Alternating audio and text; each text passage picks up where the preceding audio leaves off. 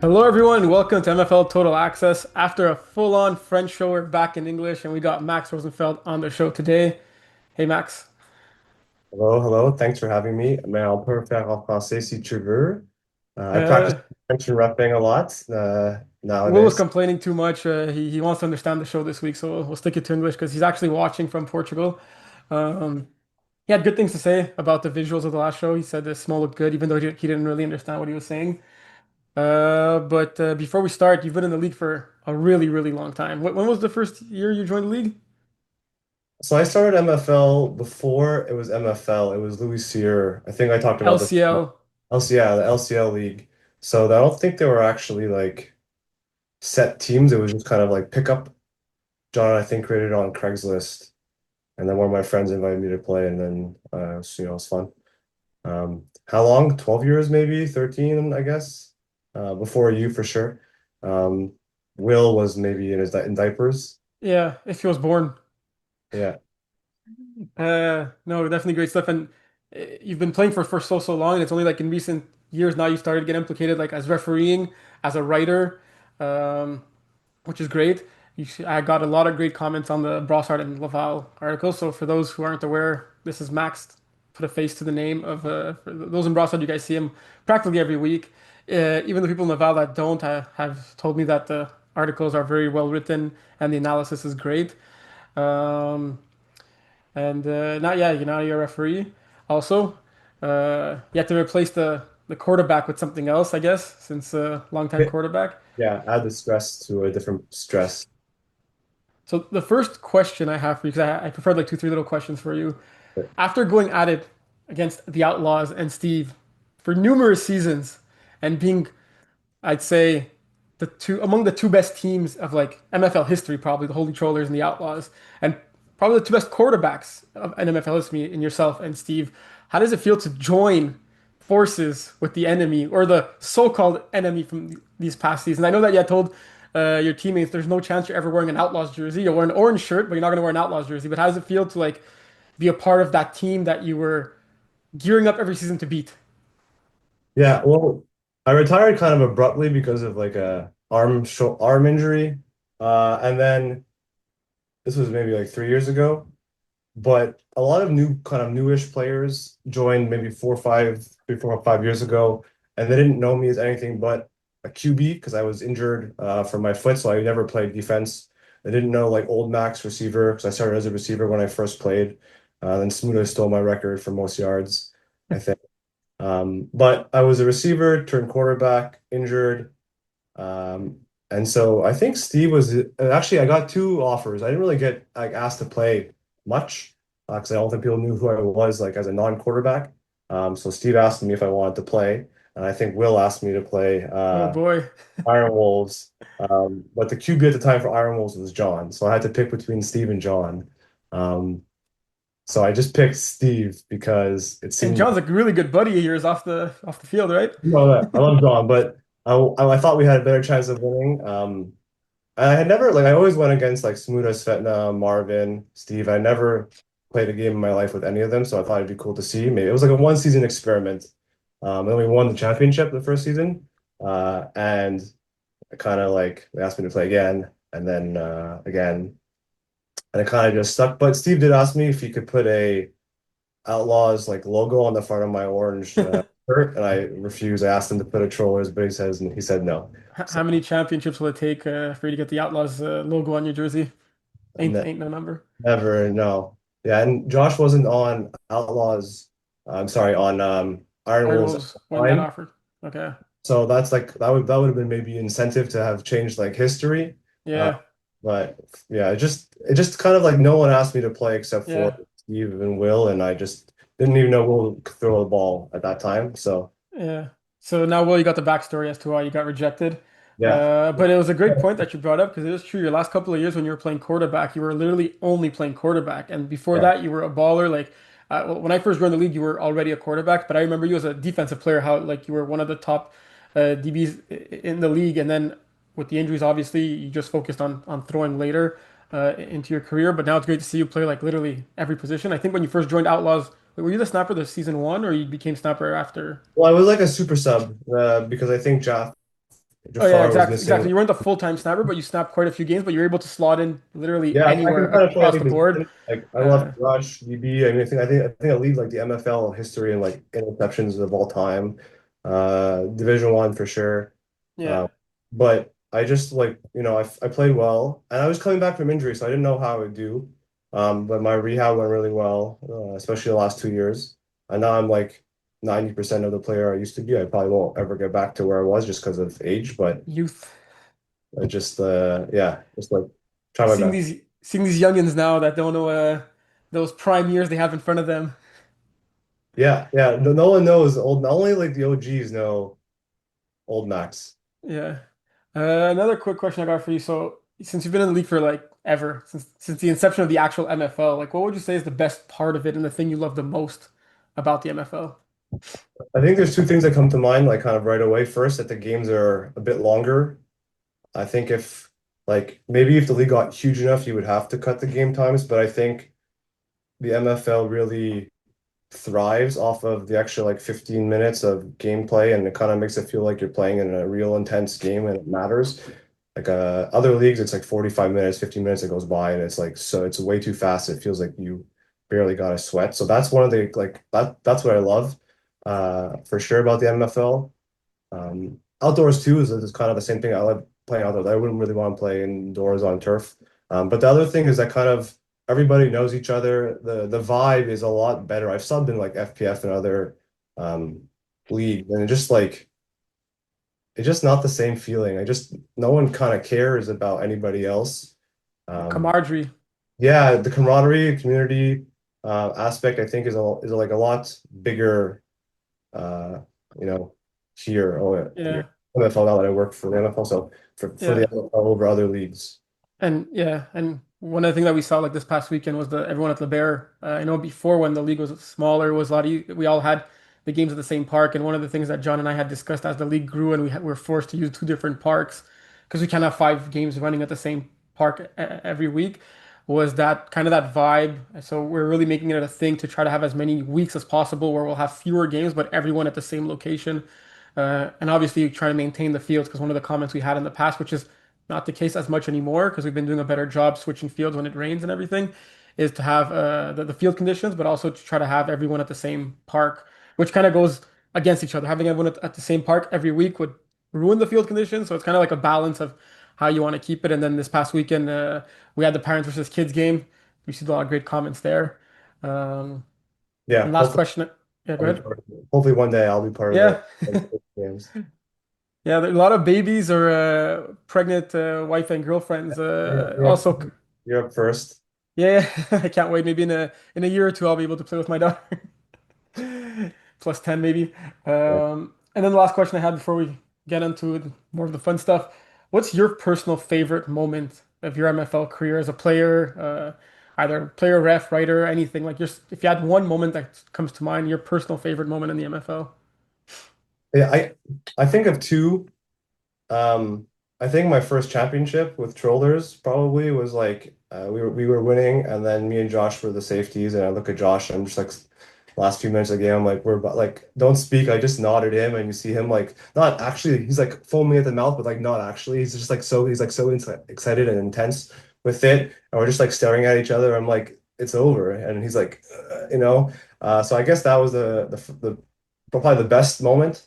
But I think the one play I remember most, I'm pretty sure you can guess what it is, Terry, because you were on my team. But when I Oh, sacked Will for the safety to win my first season comeback after being injured, never playing defense, safety on Will in the finals to kind of a walk-off safety, pretty much. Like, yeah, it was the last play of the game at that point, and yeah.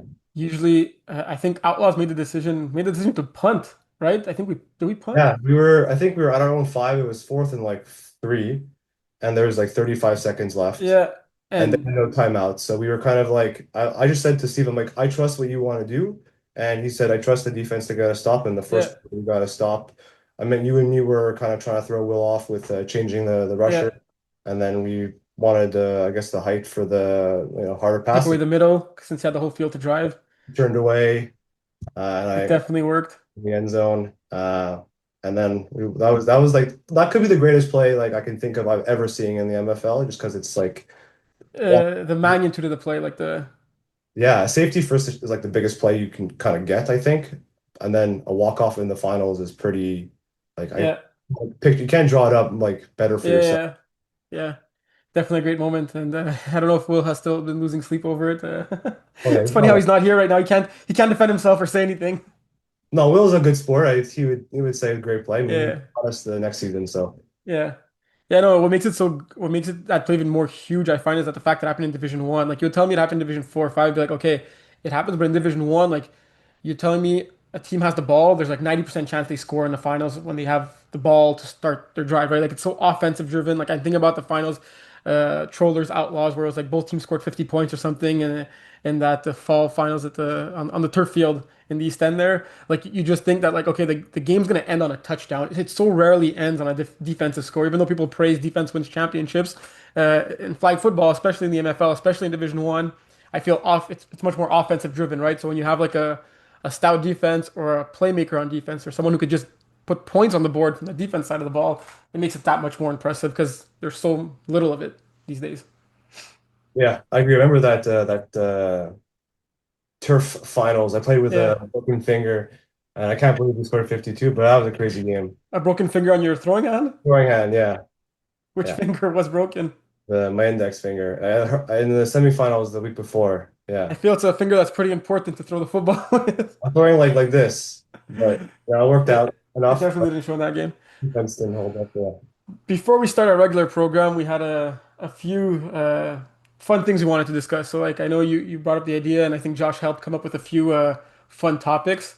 So we thought about maybe doing like a top three or top five, but I'll go with this. I'll name a topic, and you tell me the first or second or two, three players that come to mind, and I'll fill in the blanks with what I got. So the first one's an easy one, at least for me, but maybe you got some underrated players. When I say the word speedster, who's the top speedster in the league? Who's the fastest player comes to mind? I mean, I think you gotta like, especially in higher divisions, Andrew has to be the first player that you think of, speed wise. But there are some kind of, I think, newer players that kind of fit that bill. Um, I think it's his first season in Saturday football, but he plays in Brossard. Mo Lamamri is really, really fast too. Yeah, yeah. He's incredibly fast. Shout out also to Jeremy Rooney. He's like when he's healthy, he's like straight line speed is pretty wild. Those probably are the ones that come to mind the most. There's also Jeremy on Villains. Oh He's yeah, super fast. yeah. Looking at But you the also there's also like there's fast, like straight line fast, and there's also like shiftiness and quickness, right? Like that's obviously I think Jeremy's really fast, but some of them have both. Like Andrew and Jeremy, for example, they're both quick, shifty, and fast. But some of these guys, like literally, they're like lateral speed. That's so quick. Like just making a move and yeah. being able to make someone miss in flag football when you have three flags around your waist. There's also Joey on Idaho. He for Oh yeah, Jordan Taro. his like side to side Oh move yeah, yeah, really he's really quick. good. Yeah, yeah. Okay, yeah. You named all the ones I had in mind. Uh, uh, I'm glad I I asked you. Andrew's undefeated. I've actually run a 40 with him, and he ran like a 4.4. This was like 2 years ago, so maybe he's older. He runs a 4.5 now, but that's like pretty crazy. Um, I mean, if you have to combine shiftiness with everything, maybe Jeremy Thompson O'Reilly on Villains could be the pick. Yeah. No, Andrew with his nickname of Flash, it's hard to beat, right? When you get baptized Flash in the league. Yeah. Um, This one you might have a better answer for it than me because you play in Division Five right now, so you must see a lot of them. Some underrated players. I know you listen to our podcast very often, and there's for sure a lot of players that Will and I don't mention just because the statue doesn't say the whole story, and we're not always there all day, and we're not always watching all the divisions. But there's definitely a lot of players in the league who don't get the credit that they deserve, and that we don't talk about them as much. Who are some that come to mind? Yeah. Well, I'm not gonna do what Simon did last week and just pick his teammates. Yeah. Every everything that was kind of like okay. Um, All the way up to the women's division. Yeah, there's one player. I mean, I try not to pick like guys who play in higher divisions, but in the lower divisions, there's a he's new. I think he's friends with Carano, Ojavi, Els. Yeah, it's El. actually his brother. Him and KJ are brothers. Yeah. Yeah, he should be playing in like Division Two. Yeah. He's crazy fast. I think he caught a deep ball over me in the game we played against him. He's I don't think people just don't know who he is. Yeah. Uh, Well, he's a new free agent that joined as an individual player this season, got put on a free agent team, and a back-to-back player of the week in Division 5. Um, and he's keeping his team's playoff hopes alive. yeah, I'm gonna pick. I think there's someone who I mean, I think he's young too, but on the pick Sixers, we played against them last season. There's someone named Nate Zidell. I think he was like 15 or 16 when they played us, and he's like the same height as me, he's probably taller, Oh, yeah. and he almost mossed me.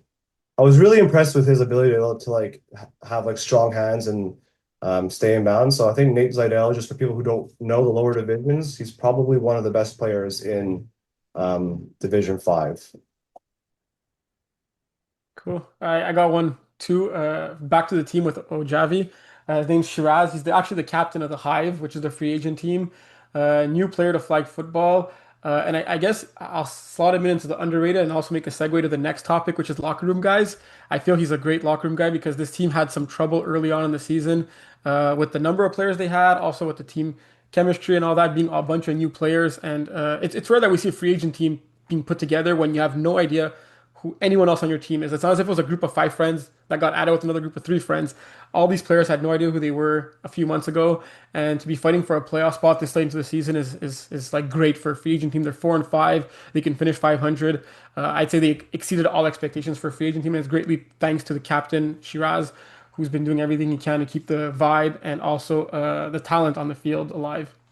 We played against them and they were beating us by 2 scores and we had like a couple of like clutch comebacks throws by Jorge, but they were really I kind of felt like we were about to lose and we got lucky at the end. But they're a good team, especially for a free agent team. They're not that good that fast that often, right? Yeah, it really takes time. And uh, before passing the ball to other locker room guys that I had the chance to play with, like come to mind are you and Kevin Smuda, and I feel the Outlaws are in great hands with you guys. I know Smuda's taking is dealing with some injuries right now, so the fact that you took on like a bit more of a leadership role in that team since you first joined, right? Even calling the defense, I believe, definitely helps for the Outlaws and Smuda's current absence. But very guys that like even as an official, I feel like when you say good locker room guys, I also feel it's like good sportsmanship across the board.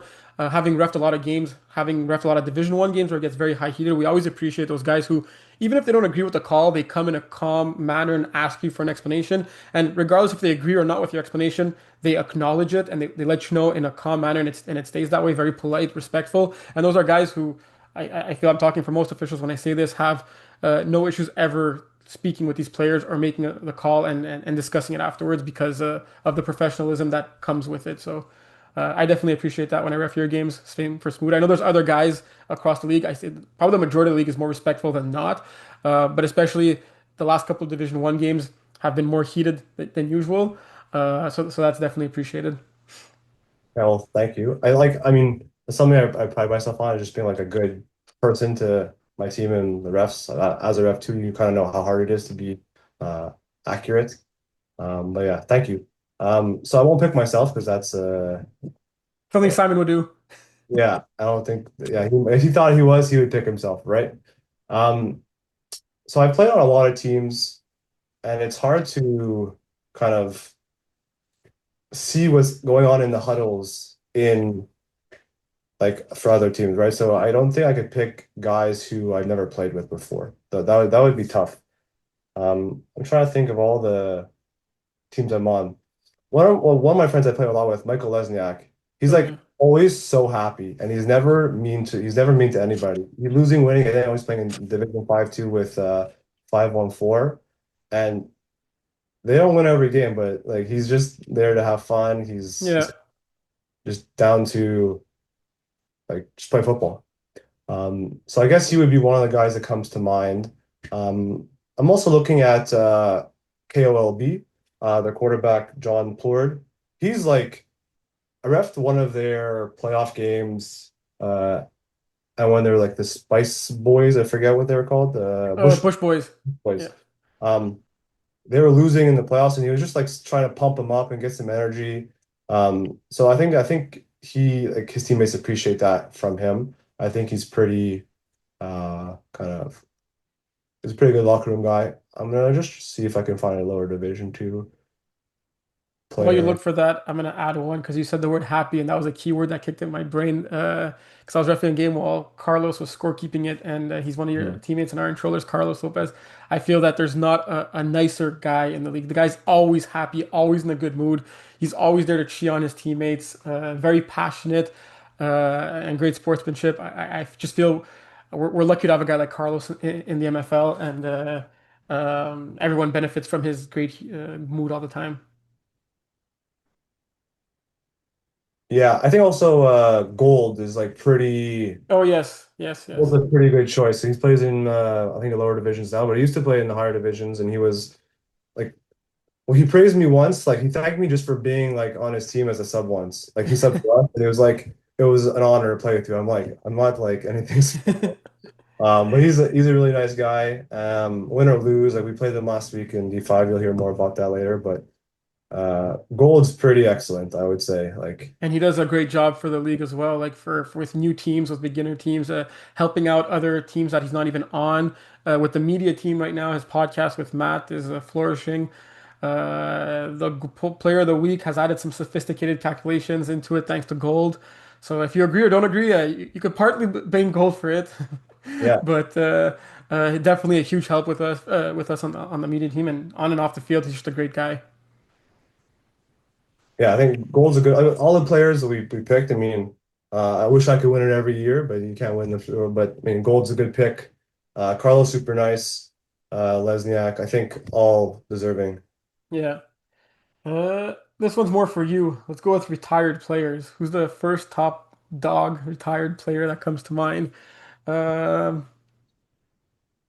Well, Kevin's retired from Div 1 because he can't cut it anymore. So that's funny. Um, Retired players. I think one of the best skilled players we've had, he moved away, it was Silvio. I don't know if you remember yes, Silvio. yes, with the Uh, Kraken. yeah, he was really, really good. Um, I'd probably pick him or Dom because Dom's I guess he's retired now. He moved away as well. Were two key guys I think that kind of kept like especially Dom. He was he was a whole team on his own, right? Yeah, yeah, Without him, the Girl Cup don't exist, yeah, yeah. I heard rumors that it might be coming back. I saw Vince back recently Yeah, yeah, in Division 3 now, so that was good. But maybe you have a start there. yeah. I got one that comes to mind. I remember when I first pl started playing in the league, there was the Revolution that was in Division One, and they were kind of killing it. And I had never seen them play, and I saw back to back. I think the first 2 weeks of the season, the back to back player of the week was Ralph Levi or Yeah, Levi. Levy, yeah, Yeah, he was the back to back player of the week. I think he had scored 7 touchdowns, no picks, and then 8 touchdowns, no picks. I'm like, wow, this team's like crazy. It was like my first time playing like an organized flag football league, and I remember just playing against them after and seeing their style of play, and I was like, wow, this is like really, really impressive. And it was like my first taste to like greatness before I'd played Outlaws, before I'd played Trollers and all that, and I was like super impressed. And he had made a comeback in the league a few years later, beating Kevin in the finals with Spin Doctors in Division Five. We haven't seen him since, but that's one he's retired player that comes to mind. like an OG. He was like 50 when I joined, and he was like a pretty good quarterback. But yeah, I think age like eventually your body is like you can't Yeah. be as you. But he was good to have in the league for sure for a long time. And last but not least, before we start to our regular program, let's go to generational teams. Okay. Because let's talk, yeah. Because like to me, the three teams that come to mind are Outlaws, Holy Trollers, and Cook, right? Those were the three teams that had the most success in the higher division for the longest time. I don't know if any others come to mind to you to complement that. If we're going way back, I know you had like the North, the Ball Hawks. Yeah, I think Uh, if you look at like individual teams that like define like if you think of what team like is the MFL, I think Outlaws and Trollers probably the two like teams that have like Steve and Josh and Kevin created either Trollers or Outlaws like before I got there, like the year before I got there. So they're even more ancient than me.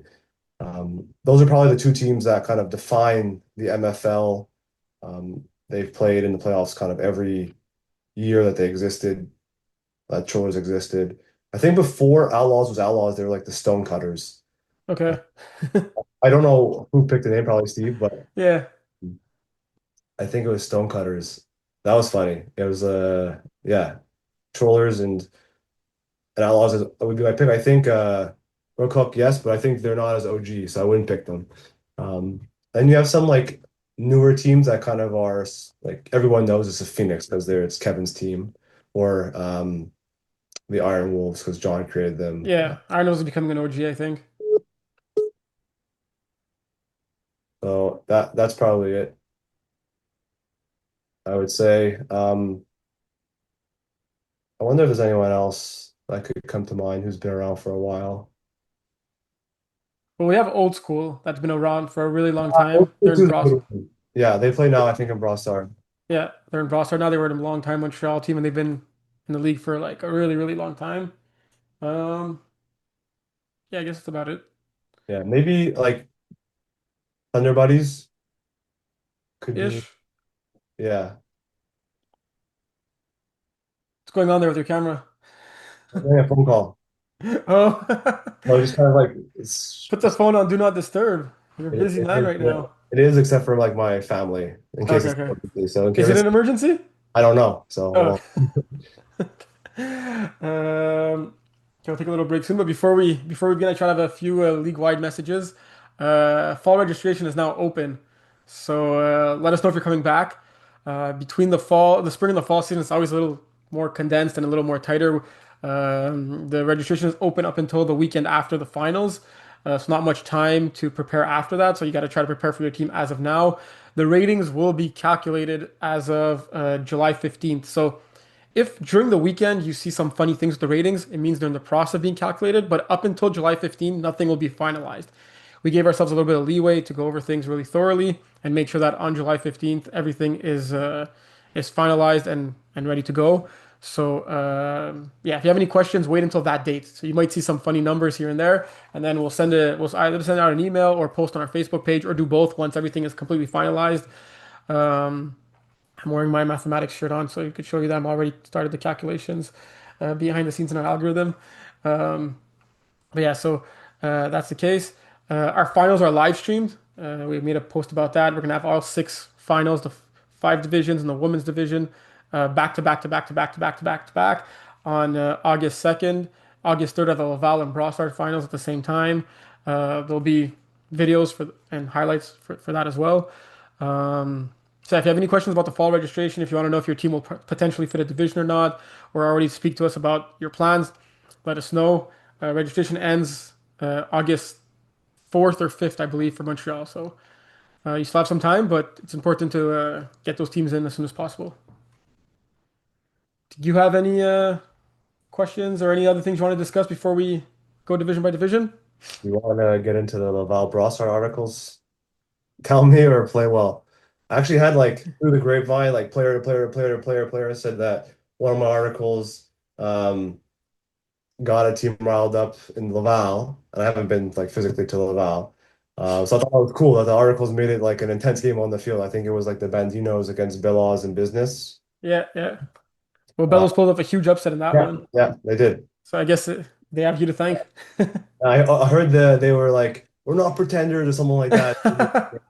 Um, It's regardless of the comment we get from like either writing an article or the podcast, whether it's positive or negative, it just feels good to know that people actually either saw it or read. Like I feel that it just feels good. Like even if they're pissed at you for what you wrote or not don't agree with you, it just feels good to know that you were read. Because especially in your articles, there's no comments or like section, so you don't even know yeah, if people maybe you should are reading it. Sorry. add a comment section one day. Yeah, that's actually a good update for the. I know we're working on an upgrade on our website. Right now, our website has a few little issues, but I'll mention it to John. But that is a good point, and so I feel like any comment at the field about that is great. Let's go into the women's division. I want to start the women's division because I saw most of this game here. A finals preview because we know that the finals, only three teams in the women's division, but we're hearing that a lot more will sign up for the fall. And these will be the two teams that already clinched their spot in that finals. So I have a lot of time to prepare. I think they're playing again next, well, this upcoming weekend. but they played it quite a few times this season, and none of the games were really close except for this one. So I know Drama Queens are without Isabelle for the rest of the season. Roxanne filling in at the quarterback spot, throwing 3 touchdowns, 3 interceptions. And what was it? Yeah, Susanna getting 2 picks, Katiana getting one. Um, this was a really close game, and I think this just gave Crazy Bees uh, the extra motivation they needed to know that they can beat the Drama Queens. I think they were up for quite some time. How long? Yeah, not they weren't up for that long, but they did take the lead at this one uh, during the second half. It didn't last that long. They had the lead twice in the game, but it just goes to show that they could match up against the undefeated Drama Queens, who have been the best team in the women's division so far. Um, a few interceptions that I'm sure Angie would like back. But for the most part, from what I saw, she played a good game, was taking what the defense was giving her, was marching well. And I think they have kind of like a blueprint of how they could proceed to beat the Drama Queens. I don't know if you've seen it much of the women's games this season. Yeah, I've refed I've refed the teams at least twice each, so I'm Okay. familiar with them. The biggest thing I see is Susanna Sakova wasn't there for the first, I think, half of the season, and she's a pretty big part of their, I guess, their team now. So that's going to make a big difference. So you add Susanna and you lose your quarterback for Drama Queens. This is why you play the game, right? Because you don't Yeah, know what yeah, happened. It's like I could write an article saying that this team sucks, but if they play and they win, it doesn't matter what I write, you know? yeah. Uh, I expect it to be closer than it has been all season, kind of reminiscent of this game where it's a little back and forth. Um, and I think the key will be if Angie can keep kind of those like deep ball panic throws to a minimum, and keep it clean and short, they have a chance to win it for sure. Yeah, definitely. Because like yeah, you see it's kind of low scoring game, 3 touchdowns on one side, two on the other side. So like every possession is important, and your both defense in this game played really really well. So it's gonna come down to which quarterback could limit their mistakes. I think you said it like kind of like these panic throws, which happen very often for beginner quarterbacks, and seeing that getting over that hump and playing against the teams against each other more and more will probably help for that. Maybe Crazy Bees have a secret that they're not trying to reveal because they know they're going to play Drama Queens in the finals. But this game had a lot of intensity. It had playoffs written all over it. It was back and forth. It was fun to watch. Like there was I feel I stayed to watch this game most of that slot. I was off that slot, and there were quite a few other games. And this game, I was like, I'm gonna go watch every game for like a good 10, 15 minutes. But this game was just so exciting and unpredictable that I stuck around a lot longer. Um, I know I'd asked Simone, I'd asked Will also, but I want to get your perspective. Supernova have their last regular season game here. Obviously, looking at the standings, we spoke about it earlier how it's tough for free agent teams, tough for new players to the league, tough for players who haven't really have that experience to get a groove going. What are your recommendations or suggestions to them? Obviously, they've been having a lot of fun in spite of their record.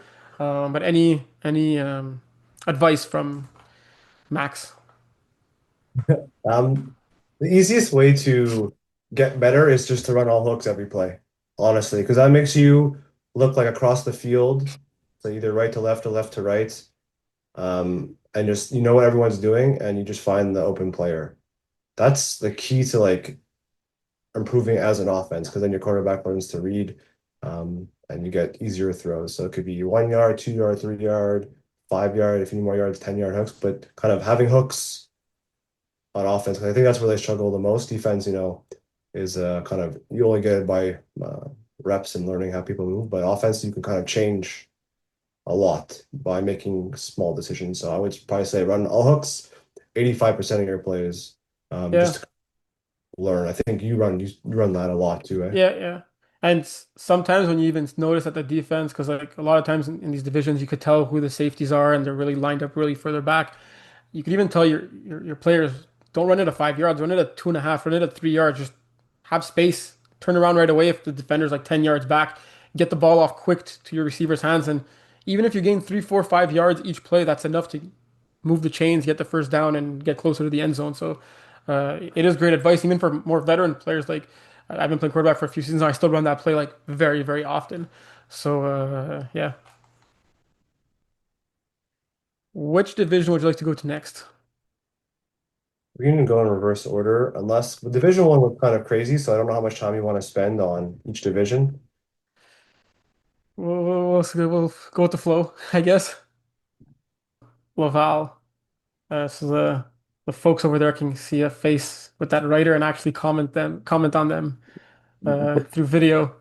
Uh, there were a lot of good games this past Sunday in Laval. I actually went for a few. Uh, we'll talk about the Bellows and Business and Villains because Villains getting that huge win to clinch the one spot. As we know, seven teams make the playoffs. The one gets the bye. How much pressure, before we even get into this game, how much pressure do the Villains have now, being that one seed, getting it clinched, being the defending and lone Laval champions, going to the playoffs? I think the average team would probably have a lot of pressure because if they lose, that means they did something wrong, right? They won last year, they're undefeated. The only thing is that I think they play also at least half of their team plays in a Saturday team in Div 1. So they've been around for a bit. So I don't think they are that like Phased. scared of phase. I don't think it's going to bother them that much. I think they'll play the game maybe a little bit, but not nothing special. So yeah, this game, Bellows actually took the lead on a fourth down score, 35-yard touchdown on fourth down. And then it was 6-0 up until late in that first half. When Lucas got a safety, we were talking about safety earlier in the show, how big that is. The safety turned into an 8-point play because then they got the ball back and scored to go up 8-6 at half. Bellows couldn't muster any offense in that second half. And a few other teams were talking about it around the league, like, oh, if Bellows beat this Villains team, like, they got to be the favorites, right? Coming off of a huge win against Bandinos in overtime. Um, and we know that their first game of the season against Sooners isn't representative of the rest of the season they've been having so far. But this Bellows team is really, really strong. So they were in a tight one up until the very end against Villains. Do you have them slotted as your second best team in Laval right now? Is it, or would you say there's a few teams that are contending for that number two? And first of all, safe to say they're not pretenders anymore, right? I'm going to stick to my guns and say they're still a pretender. Ooh, I I wrote about this game in my article, so there's a little bit of foreshadowing for whoever was there. But they by the play-by-play, and from what I heard, they didn't look good on Sunday. Some of these other top teams kind of played the villains close. This wasn't close. Um, like Bandinos, I think lost by less than a touchdown. Cougars were I think closer too, but this game doesn't 6 points doesn't win you in any division in the MFL. They also have to figure out their QB play. Is there a QB controversy with George versus I think Stefano? Um, to me, I think the villains are probably the clear favorites. I think Bandinos, Cougars, and Sooners are the next two. Balaz is the on the cusp of being I think a contender, but I think it's their first season. I don't think they're gonna make the finals. But I hope to be proven wrong because I don't know about you, but no one wants the same team to win every year. I'd be very happy. I don't yeah, hate them. I'd be happy if they won, right? yeah. No, definitely. Seeing a different champ every season is great. Great for the league. It shows that anyone could win it. Right now, the Villains seem to be the clear favorite. That's Bellows against Cougars game on July 20th. Could be another big test for them to see if their stamp will switch maybe from pretenders to contenders.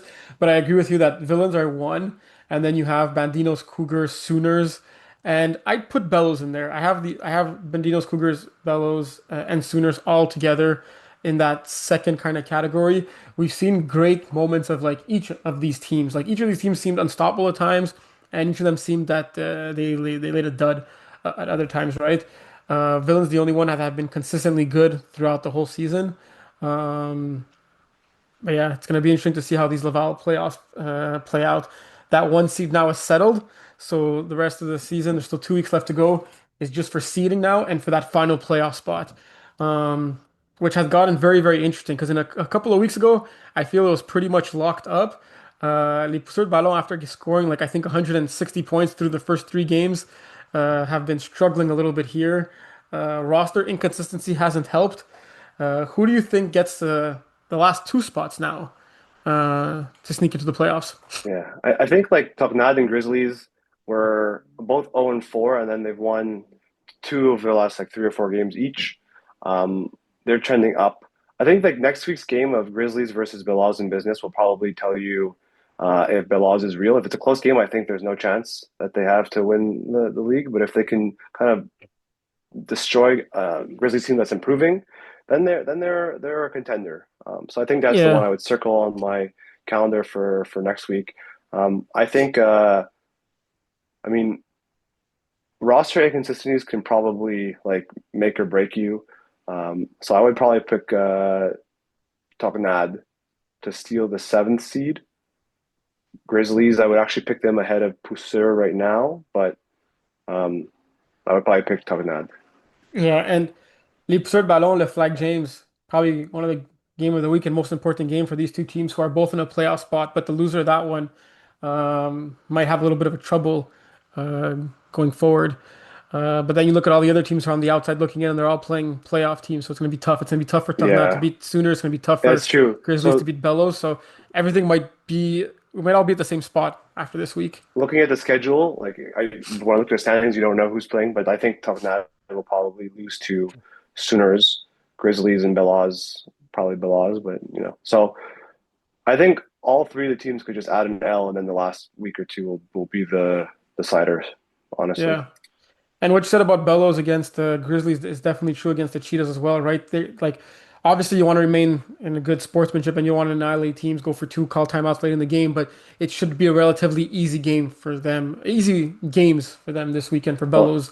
Um, Cheetahs, I think yes, but Grizzlies, look, they've been playing well lately. I think they were close. They true. won by 1 point last week, and they only almost beat the Flag James there. I think they're up in that game.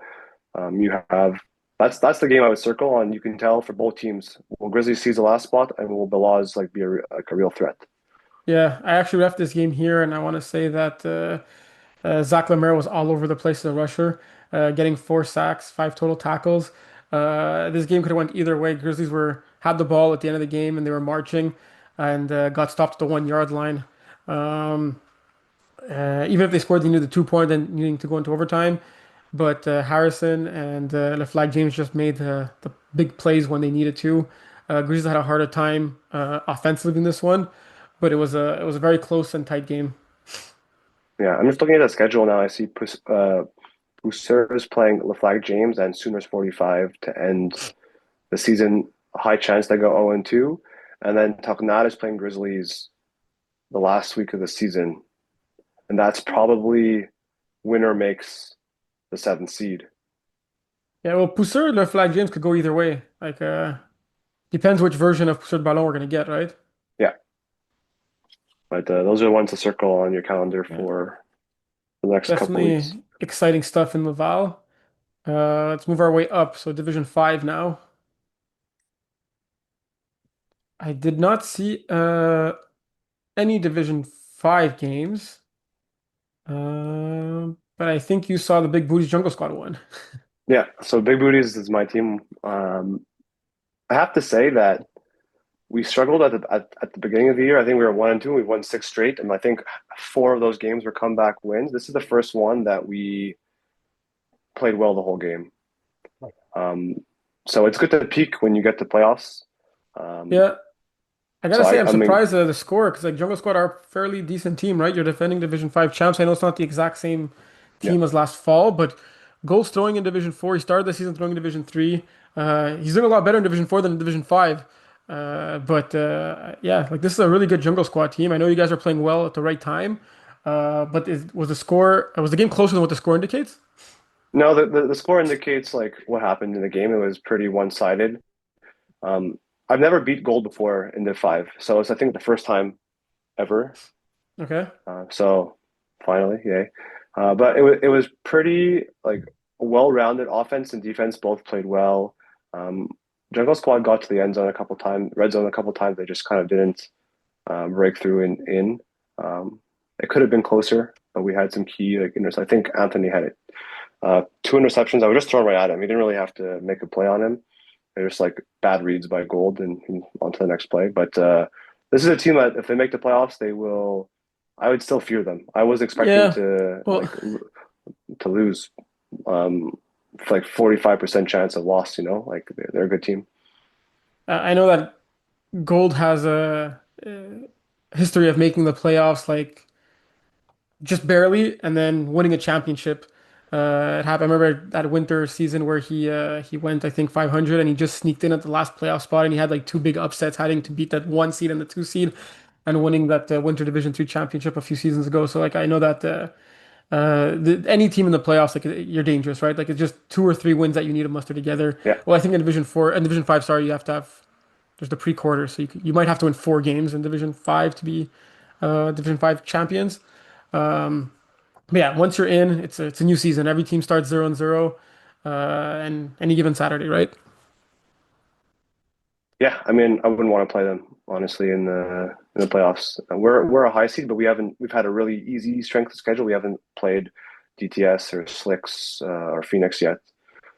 So I mean, we've only played teams with a maximum of 4 or 5 wins, really. A good test next week versus Phoenix for us. But Jorge's peaking at the right time. He has 10 touchdowns in the last 2 games. Great. That's great. For him, he's improving every week, and we'll see what the playoffs bring. So usually this late in the season, with 1 week remaining, Will and I would kind of do like playoff scenarios and all that. But looking at this division in Yeah, you can't. particular, it's a mess. So win your game and hope for the best, because like there, I don't think we'd have time in a day to cover all the No, I don't. different I don't. scenarios over Yeah, here. I don't even think you with your math shirt could like predict anything here. Yeah. There's some that are more complicated, but this also great news because it just shows the parity in the division, right? You look at team from the fifth position all the way down to like the 14th position.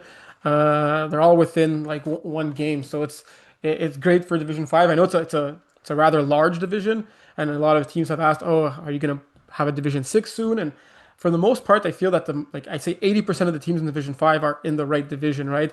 There might be one or two teams that could have been slotted a little higher, maybe a lower end Division 4 teams, maybe one or two teams that were maybe too weak for the division, but we're not gonna make a Division 6 for two teams. And you look at all the other teams, like a lot of them always had a chance to win in any game. Yeah, So yeah, it shows to you that I think it's a well balanced division with the exception of DTS, who just kills everybody. But like we played Wong Daddy, they were 1-8. We won 13-6, and like we didn't play particularly well. yeah, We played Spartans who were 3-6, and we lost 65-12. So I mean, it just shows you how any team yeah, can beat yeah, anybody any yeah, week. exactly. We're 7-2, but we're plus 14. Like we don't have like I don't think records matter in this division realistically. Yeah, yeah. Oh, No, hello. going to Our sleep. guest, Guest appearance, Wally. what's their name? This is It's Wallace, but call him Wally. Ollie.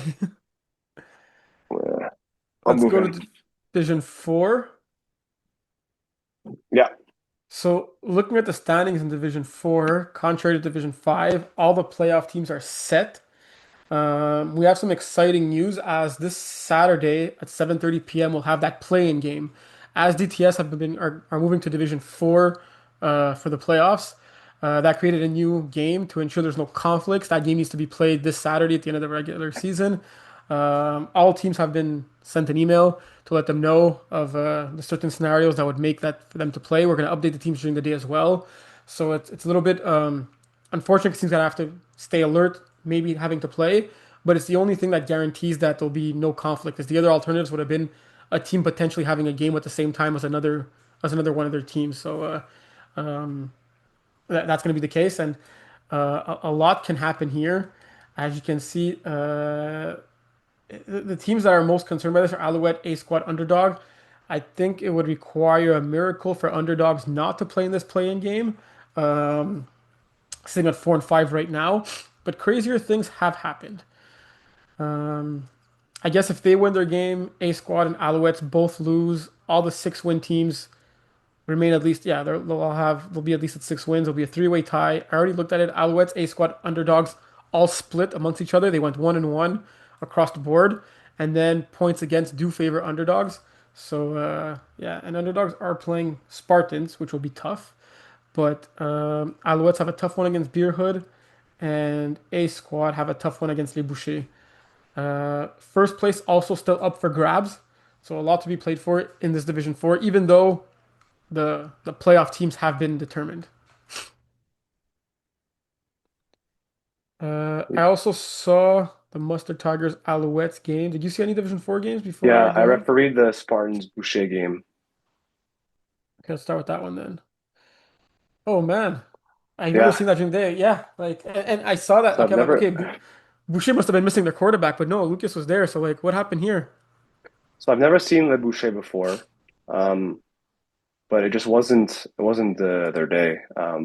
JF found open guys like throughout the game, um, and Lucas couldn't hit his open receivers. There were a couple throws that were like 1 foot in, 1 foot out, deep passes that would, like they just missed. So maybe they could have scored another two touchdowns, three touchdowns, but it still wouldn't have been enough.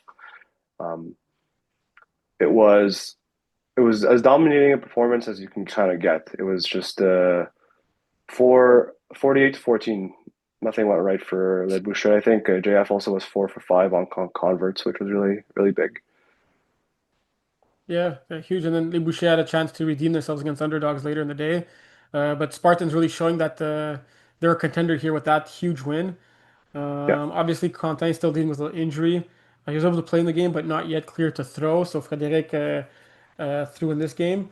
I didn't see any of it. Just wanted to point out that Les Boucher won a game after. And I saw this Mustard Tigers Alouette game that was super close. Came down to the very end where Mustard Tigers were. Wait, what happened at the end again? Yeah, okay, Mustard were driving, they scored. Then Alouettes went three and out, punted it, and then Mustard had enough plays to get the score, but were stopped at the end of the game there. I want to point out Jungzo Lee getting 5 sacks in this game. He was all over the place, rushing Rob super, super, super well. But Rob did enough to get the victory for the Alouettes and put them in a spot to clinch a playoff spot now. this will be an interesting division. I think a lot of teams are like in Division 5. It's up for grabs for everybody. Yeah, yeah, this is wide open. I think my finals prediction from a few weeks ago were Les Boucher against Mustard Tigers, but it's really, really wide open right now. If you had to give a prediction, who do you got? I haven't seen the Bandits or Mustard Tigers play, but I know Mustard Tigers. Um, it's hard to say here. This is like just because I ref the Spartans game and they were so dominant that maybe they have a strong chance. I'm not familiar with Beerhood. That's the only was Antoine has 20 sacks. Yeah, so last. Can you argue with just taking the top dog here? Like Beerhood looks pretty good. Beerhood Spartans, I'd probably predict. Yeah, After watching Le Boucher, I probably would say they're not likely. Maybe just an off day for them. Um, and then Alouettes, I think also are an you said underdog You said Le here. Boucher, not what? I think Le Boucher probably don't have the big chance to make Okay. it just from the one game I saw. But Alouettes, I think, could be an underdog. Rob is a veteran quarterback, um, so You definitely could take the you can top two in the standings because that's what I had done when I chose Les Boucher and Mustard Tigers. They were sitting at 1 and 2 at the time. yeah. So maybe I shouldn't do that. Les Boucher are actually your fall runner-ups. It could have just been a bad day at the office, or it didn't look like that. It looked like there was It bigger could be. issues. No, no. I think it's a little bit like crisper throws and they win. But so Okay.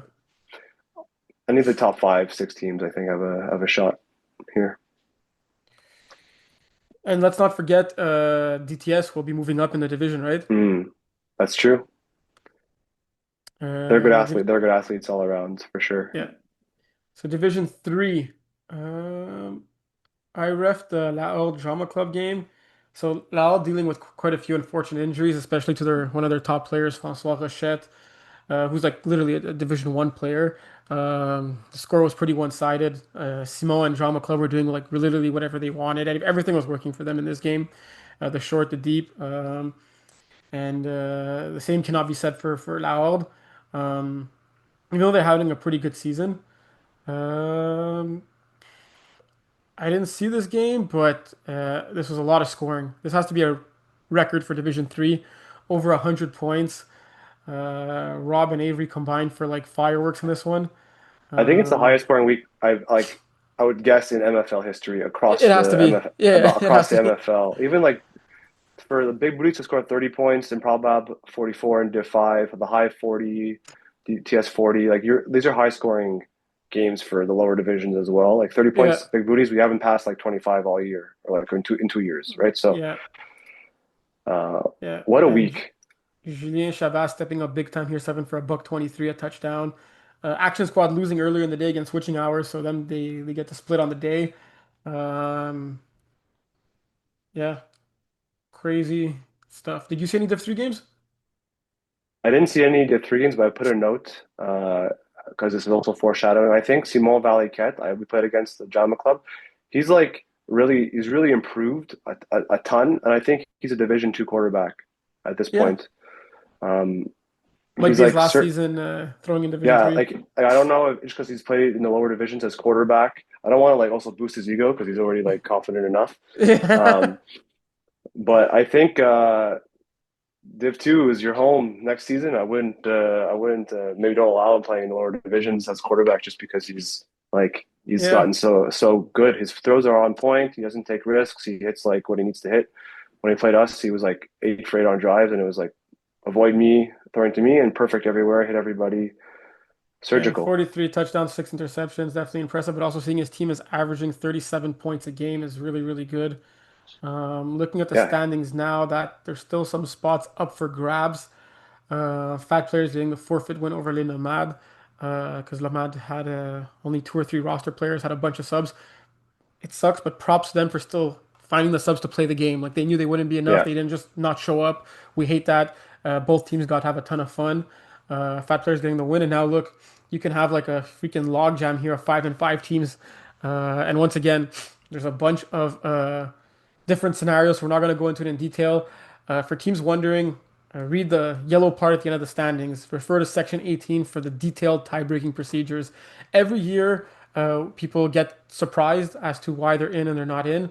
The website cannot deal with multi-team ties. It automatically goes to points against. But before looking at the points against, if you're having a multi-team tie, we look at the record amongst all the teams if everyone played against each other an equal amount of time. And even before that, forfeits are the first tiebreaker. So if you won a game, if you lost a game by forfeit, that's literally the first tiebreaker. The website does not take that into account as of yet. We're working on an update for it. So if you want to read the detail of the tiebreaking procedure and make sure you're not surprised, we will send an email out probably on the Sunday or maybe Saturday end of day to confirm the actual seedings for everyone. But we really urge you to refer to the section 18 of the rule book. yeah. I'll just add that if let's say you have a five-way tie with Horde, Trollers, Fat Players, Trench Babies, and LTC, the Trollers haven't played Trench Babies or La Horde, so the points against will matter in that case unless there's forfeit issues. Hmm. And then Fat Players seems like their points against is just like gonna almost knock them out um, based off that. I Yeah, don't know if there's forfeits though, obviously.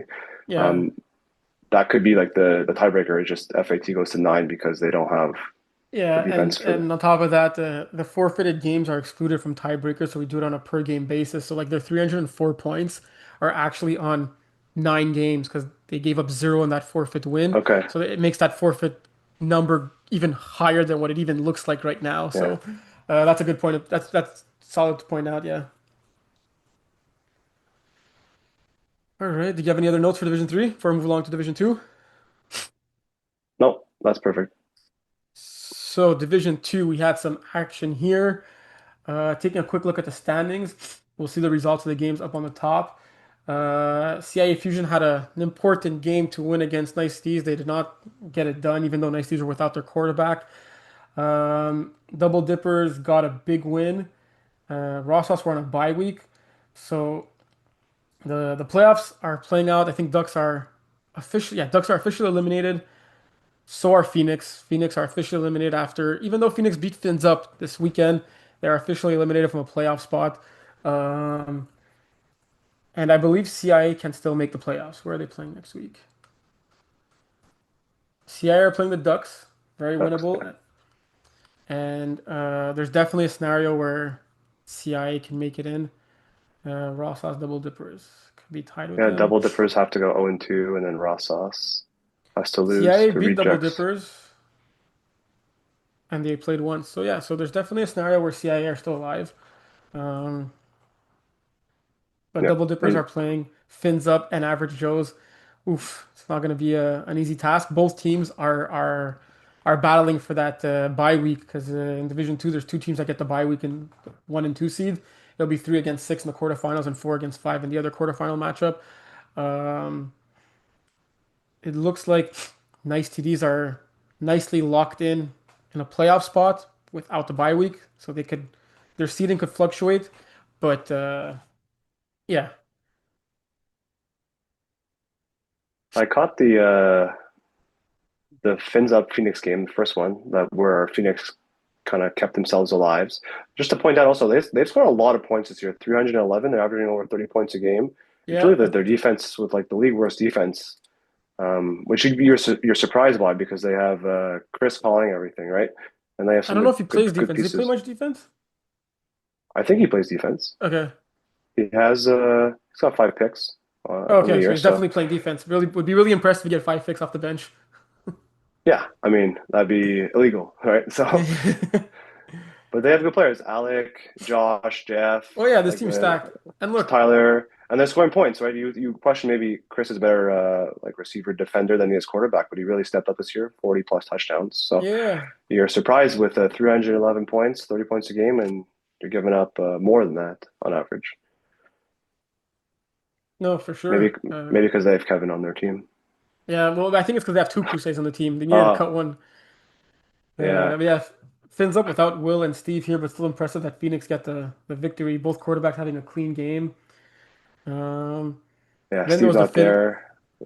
There was the Help Fins up too. Average Joe's rematch coming down to the wire. Average Joe scoring towards the end. Averages are good late in games, man. Even in the first game, I think they scored with like less than a minute to go. But this time they cannot get the convert. What I want to point out in this game is super impressive. Fins up scored one fewer touchdown than Average Joe's. Average Joe had six touchdowns on the day. Fins up had five touchdowns. The most points you can get off of converts when you score five touchdowns is 10. Fins up got all Huge. 10 points. They were 10 for 10 on converts. Oh, 5 for 5 on converts, all 2-point converts, and they get the win that way. Um, Average Joe scored 3 points off of their six touchdown converts, which is not bad per se, but it's like this was crazy. Like I was looking, okay, Steve scored 5 touchdowns. Was the other touchdown a rushing touchdown? Obviously not by Steve. Was there a pick six in the game?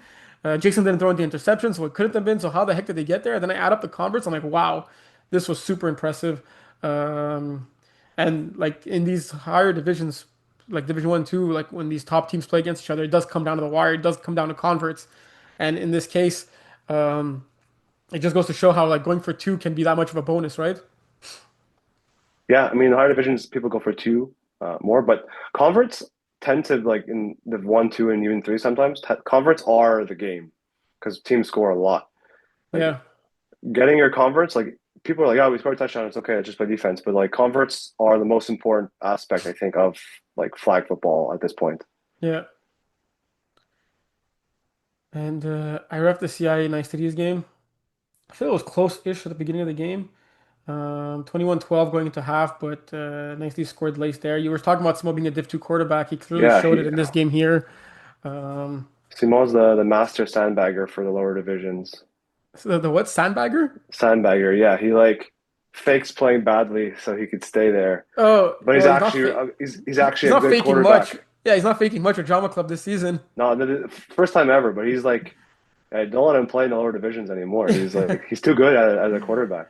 Yeah, and And got a they're shout. Go ahead. missing Andrew also. Yeah, there were no Andrew in this game, but they had Adam filling in, like almost like Andrew, 7 for 133, 4 touchdowns, averaging 19 yards a catch. Uh, he did his best Andrew impersonation in this one. I think he also played pretty well defensively, getting 5 tackles. He had Kevin St. Pierre with 2 sacks in this one, who was also subbing for nice TDs. Yeah, this was all Simon and Adam. I don't even know if Simon ever threw Adam before this game, but they clearly had a good chemistry going there. Um, yeah. Yeah, they needed it to secure their spot, and CIA had a chance, but So my preseason favorite coming into this season in Division Two was Nice TDs with Fins up very close behind. I predict them to be in the finals. Now there's obviously rejects, average Joes who have showed dominance throughout the season. Who would you say is the like are the hottest or the two hottest or teams going to the playoffs? Like who would you put your money on if you were a betting man? I think average Joes are streaky, so I kind of want more consistency in the playoffs. They could score 50, but they could also give up a lot and sometimes chasing us down weeks. But he's not consistent. Um, I mean, Fins up was the easy choice just because Steve is if Steve's there, like he's kind of rock solid. Nice CDs, full squad. I think is like the most exciting team probably. I think rejects need to score more in the playoffs. Their defense, they're the best defense in the league, but I think they're missing players for the playoffs, so they really have to like have their defense step up, or they don't have a shot. Hmm. I would probably pick nice CDs, even though they're 6-4. They've had a lot of like inconsistency with people showing up. But if Guillaume and Andrew are there and the whole team shows up, I think they're probably the team to like step up versus Finns up in the finals. That would probably be like my prediction if I had to pick. Yeah, no solid choice. So there's double dippers that have to make the playoffs. I feel you can't rule them out because in past seasons they tend to be on the top of the standings, then kind of choke in the first round. I think they're trying to do the reverse this year, trying to just slide in with Yeah, less attention, less pressure, no expectations, and maybe cause an upset. Raw Sauce have played great games in this game and this season, also have lost games that they shouldn't have lost, so that they're also like a very streaky team. I feel that if they could get that streak going at the right time, they could still cause some surprises. And look, CIA, they're not officially eliminated yet, so it'll be interesting to see what happens next week and see who clinches I'll the final playoff spot. I'll take bets with somebody that CIA doesn't win the championship. Doesn't win the championship? Yeah, it'd be pretty impressive to win a Division 3 championship. I Then like I would want them to, but I don't think yeah, it's gonna happen. Yeah, yeah. No, the cards aren't stacked in their favor, but especially. I don't know if a team's ever won a Division 3 championship, moved up to Division 2 and won in their first season. it would be incredible. I think like the all the MFLs behind them to make the playoffs and Yeah, yeah, yeah. win.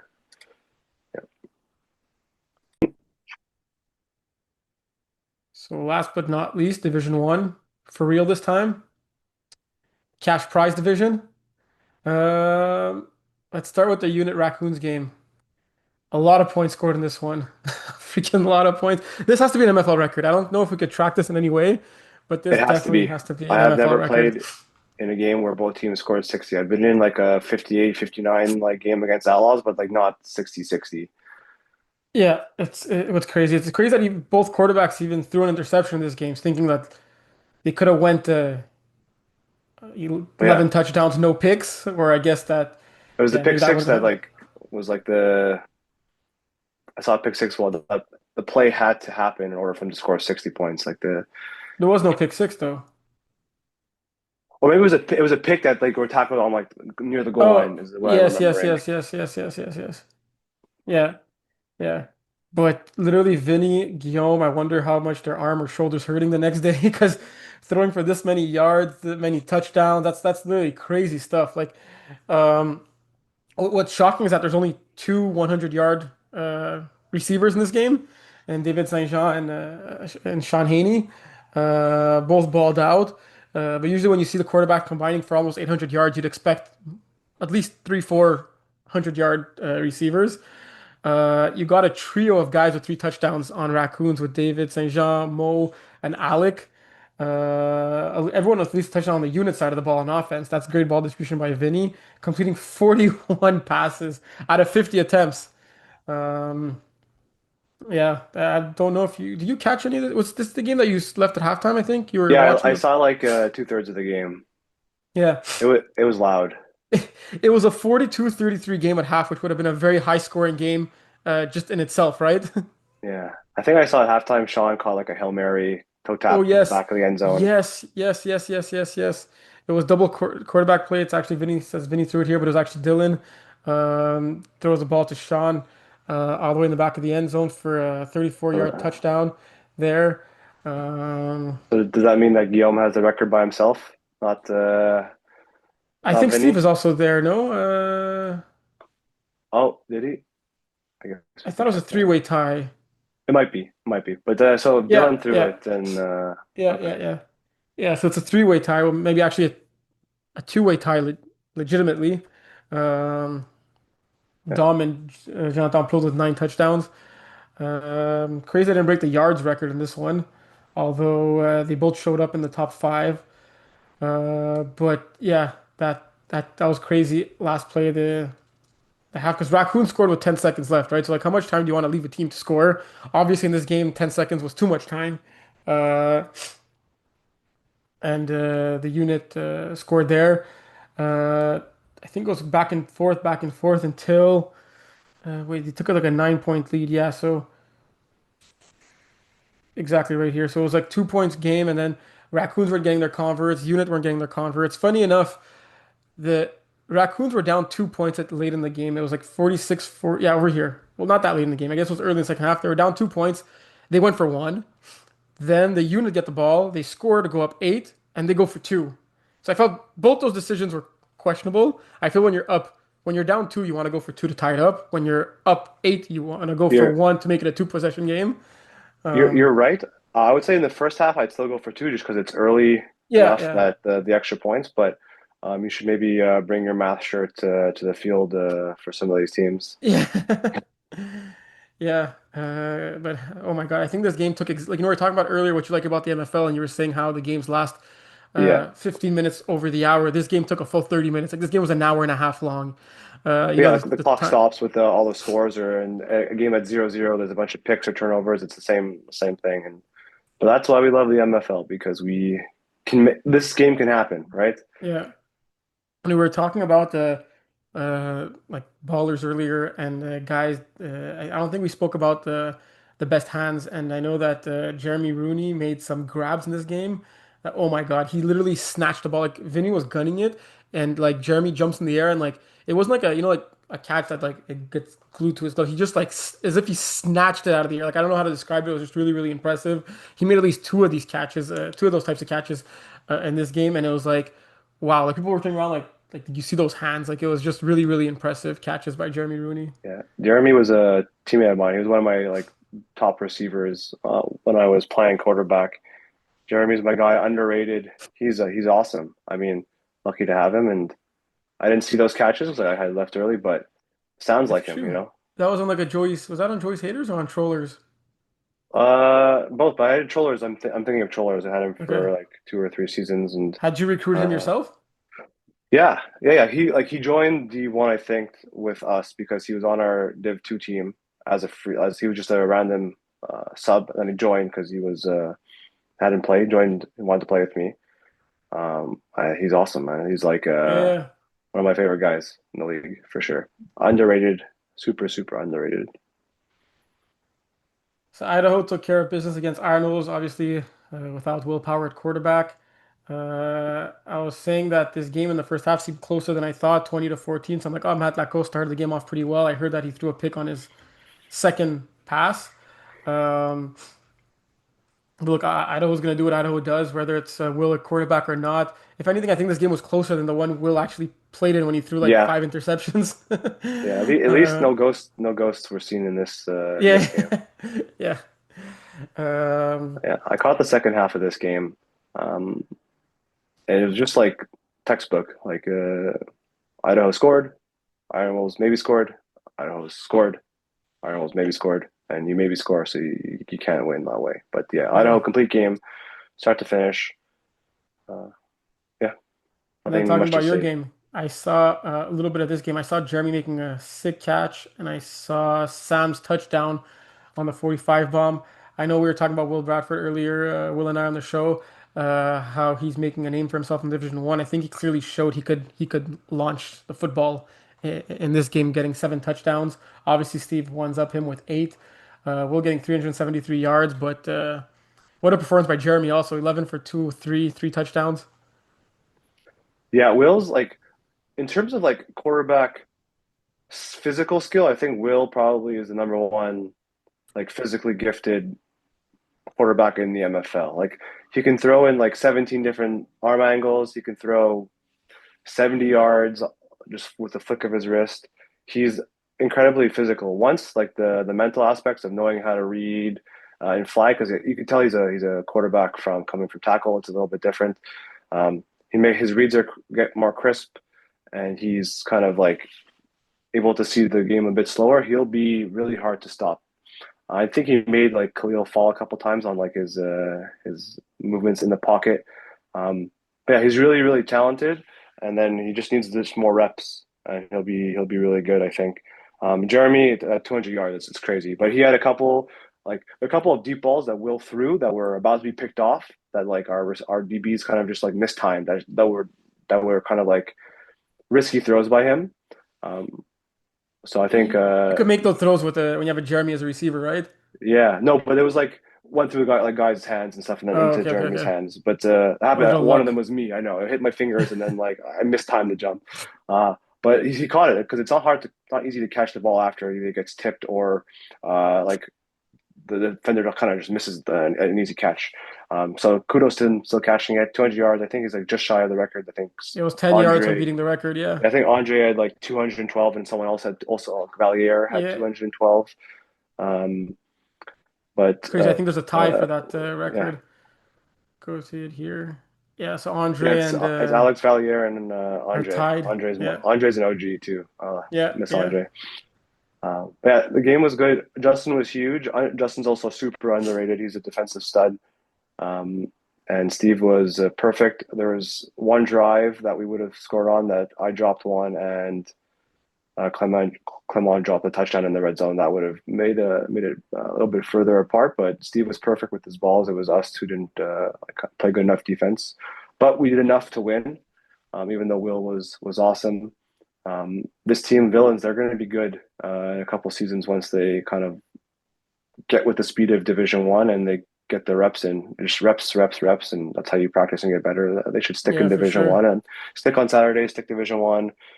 Keep the Like, team look, together. I wouldn't really make any changes. They're all pretty good. They're all pretty athletic guys. yeah, for sure. And to put up Yeah, 43 points against Outlaws for like a perennial Division One team is yeah. really, I really called the defense, impressive. and they were. I was just like, I was like, annoyed every time.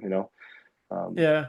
And talking about an underrated player, another guy I want to shout out is Ben Denis, who I think was subbing for you guys in this game, getting 4 touchdowns. He should definitely be on a Division One roster soon.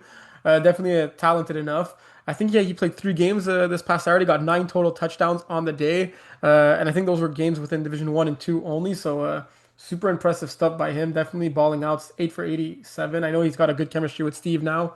Mason Miller, 4 touchdowns himself too. It Mason was was good, big. He Mason. had a lot of catches in the end zone down the sideline. He played the deep game really, really well on offense.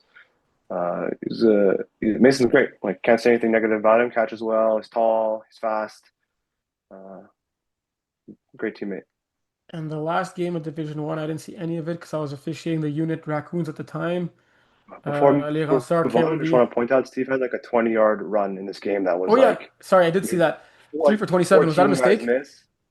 No, it wasn't. And it was like he pumped on I think a triple slants to a side, and all 6 guys ran, and they caught up to him because he's still he's still not that fast. But it was the longest I think run of his career. In Wow. this one, I don't know if we could see that. If it is, see I'll personal look for it records, too. rushing. You could see his most It was in yards the in a second. game with Here, 32. Steve ran for 26 yards. So it was 26-yard run, and then he got like two. The other two runs were like either a sack or half a yard or You're something. talking about the Stonecutters back in the day. His most rushing yards ever came from that game with 32 in 2015. Talking about 10 Uh, years ago. when he had fresh legs, he still wasn't fast. Just in case anyone's wondering, back 10 years ago, he wasn't fast. Let's see if he has a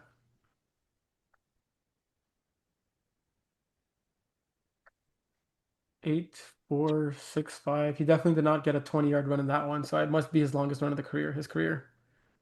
Congrats, Steve. Another record was, well, personal record.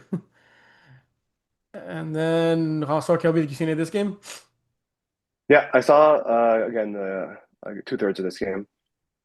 This was a shootout. Also, like the fact that 7 out of 8 teams scored over 40 points. I know in Division One, like you score 40 like a lot, but that's crazy. I mean, four Uh, teams with over 50.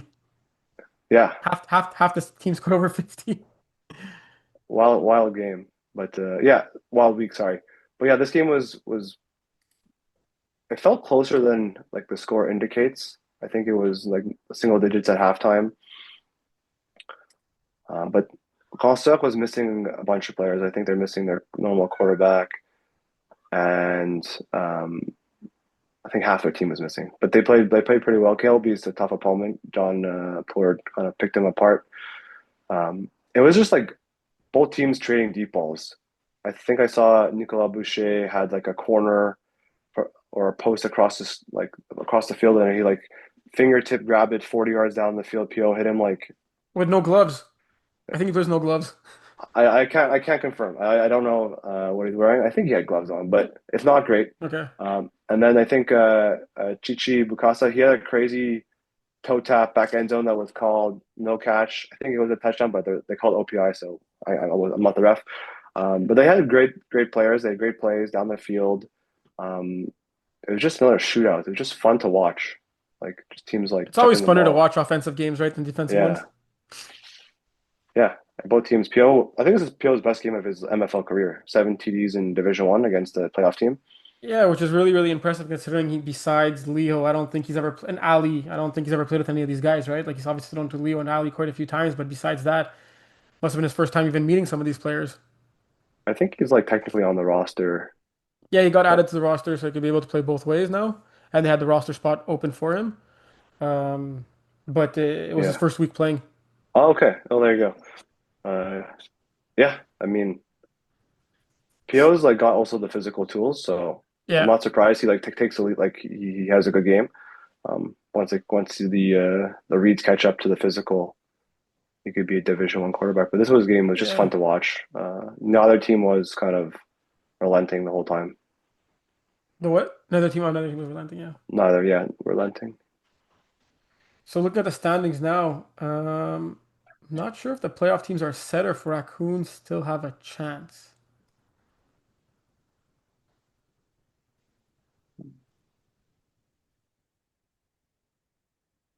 Because Raccoons at best could finish 4-6.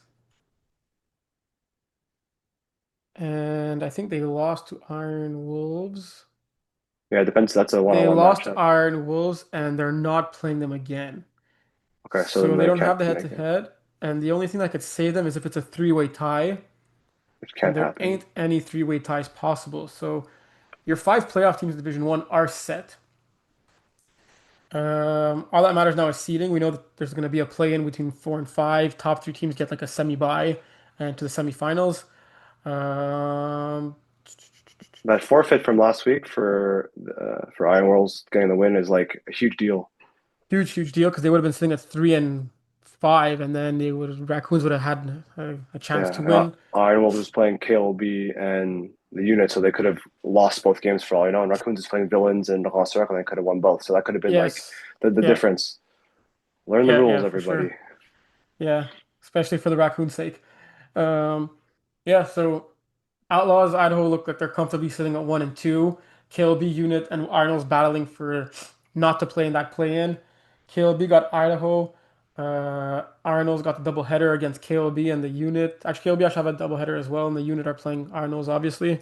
Um, Every I game's mean, huge, honestly. yeah, and I don't even know if how much that matters to play that extra game or not. Like, I don't know. Like, I was gonna ask you, are there any teams that scare you more than others? Like, obviously, Outlaws, Idaho are the top two teams, the most No, consistent ones, but the unit beat the Outlaws this season. Outlaws beat Idaho pretty convincingly this season, though Idaho was killing everybody.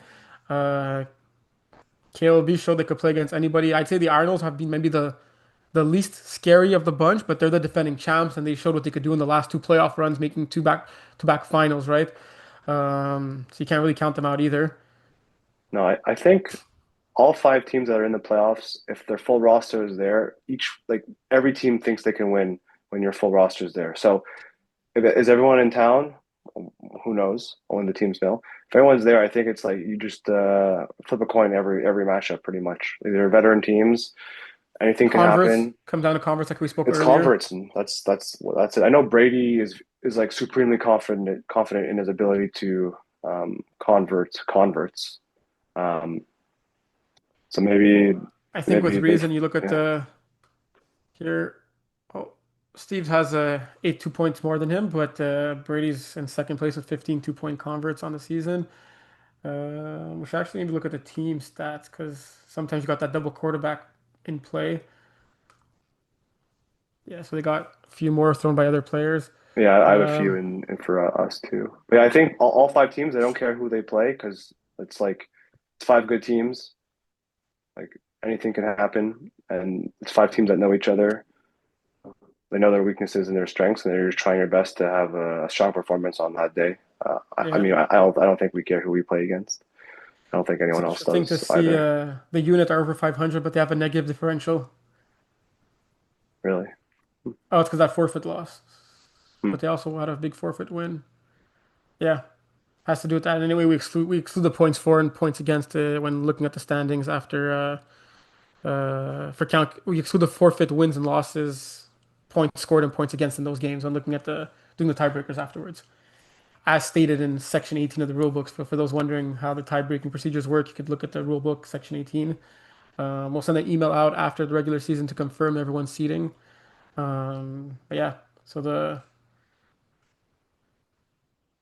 Division One playoffs are set. So what I was saying is that make sure you look at the rule book section 18 for the official seedings. We're going to send an email out at the end of the regular season to confirm the seedings because the standings won't take into account the forfeits because it doesn't know if the loss was done by forfeit. But we're working on an update to the website that will take that into account. But for now, at least we know which five teams will probably be participating in the D1 playoffs. First season ever with a cash prize. That's going to be exciting. The live broadcast will happen. Um, don't know if you have anything else you want to add for Division One specifically. No, PSA for all divisions. Learn the rules and make your converts. That's like how you become great, I feel like. Yeah, knowing the rules and getting converts. You got to score touchdowns first before getting the converts. Some teams have a trouble with Yeah, that's the that. most basic part of football is try and score, right? Yeah, yeah. So thanks for being on the show, Max. I think it was a lot of fun. I don't know if you have anything else you want to discuss or any last PSAs or things you want to share, some personal experiences. What could we, some suggestions? Be nice to the referees. There's only two of them. They can't see everything.